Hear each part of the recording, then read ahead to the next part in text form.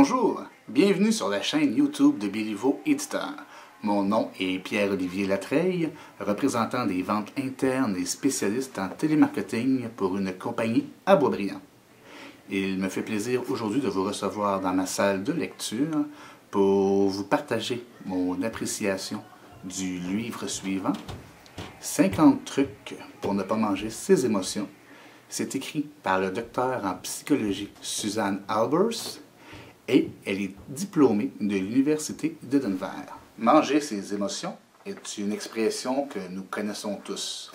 Pourquoi avons-nous envie d'aller dévaliser le frigo lorsque nous vivons une émotion stressante, angoissante, blessante?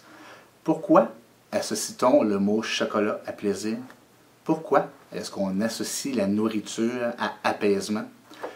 Le livre, en tant que tel, est très bien construit. C'est-à-dire qu'au départ, on va expliquer le pourquoi du comment. Donc, on utilise certains scénarios et on explique d'où peuvent provenir la mauvaise habitude alimentaire qu'on s'est créée. Je donne un exemple fort simple dans le livre que j'ai particulièrement apprécié. Une personne qui vit un moment difficile au travail. On a des mauvais commentaires à répétition de la part de nos patrons. En sortant du bureau, on va ouvrir notre petit tiroir, on va utiliser le sac d'amandes qu'on a, on va le manger. Pourquoi? Pourquoi est-ce qu'on associe la nourriture au plaisir, à l'apaisement?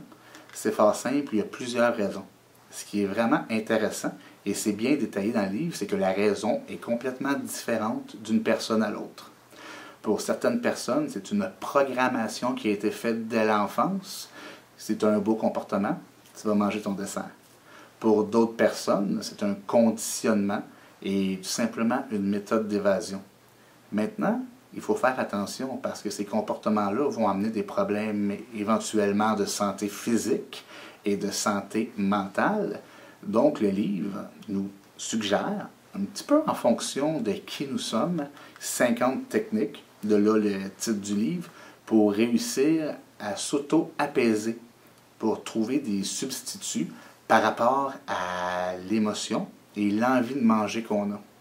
Chose très intéressante, le livre est écrit pour plusieurs personnes et plusieurs types de personnalités. Je m'explique. Au moment de la lecture, je tombe sur une des techniques d'auto-apaisement qui est de flatter Pitou ou Minou. Ça ne me rejoint pas du tout. Je n'ai pas d'animaux. L'animal, c'est quelque chose qui ne m'intéresse pas. Au fait, avoir un animal à la maison ferait monter mon niveau de stress. Par contre, on nous offre dans un autre des exercices, une autre des techniques d'auto-apaisement. C'est un terme qui va revenir souvent dans le livre, des méthodes de respiration afin de pouvoir calmer notre envie de manger. Donc, le livre, en plus de nous dire pourquoi, il nous dit aussi comment et nous donne des méthodes claires et concises pour l'atteinte de l'objectif. En résumé, 50 trucs pour ne pas manger ses émotions est un livre qui s'adresse aux personnes qui, comme moi, ont tendance à compenser leurs émotions négatives par la nourriture. Je vous invite à aimer la page YouTube de Béliveau Éditeur. Mon nom est Pierre-Olivier Latreille. On se revoit bientôt pour une autre présentation de livre. Merci de m'avoir donné le temps.